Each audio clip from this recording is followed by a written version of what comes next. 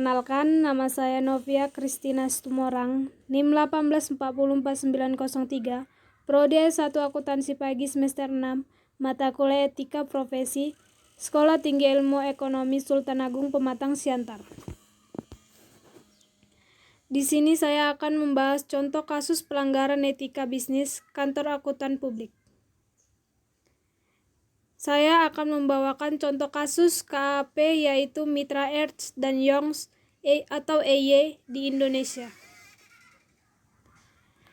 Kantor akuntan publik Mitra Ernst dan Young atau EY di Indonesia, yakni KAP Purwantono, Suherman, dan Surja, sepakat membayar denda senilai 1 juta US dollar atau sekitar 13,3 miliar kepada regulator Amerika Serikat akibat divonis gagal melakukan audit laporan keuangan kliennya.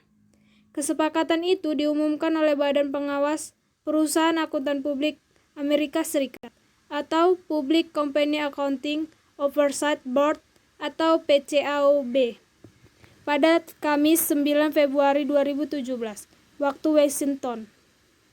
Kasus itu merupakan insiden terbaru yang menimpa kantor akuntan publik di negara berkembang yang melanggar kode etik.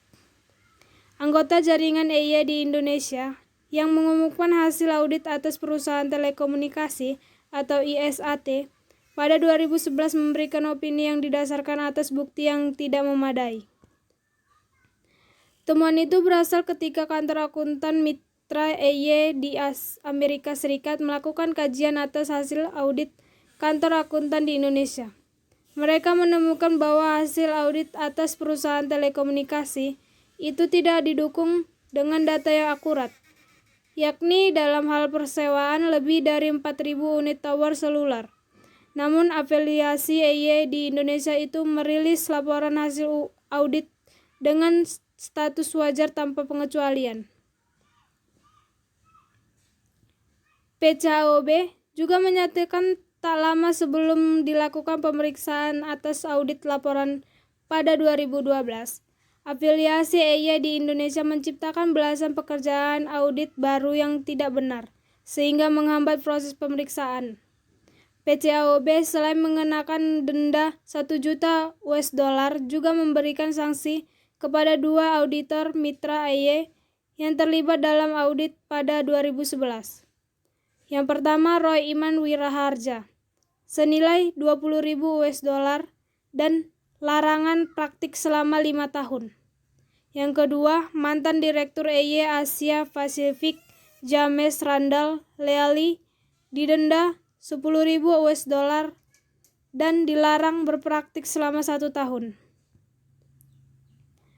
Dalam ketergesahan mereka atas untuk mengeluarkan laporan audit untuk kliennya, EY dan 2 mitranya lalai dalam menjalankan tugas dan fungsinya untuk memperoleh bukti audit yang cukup.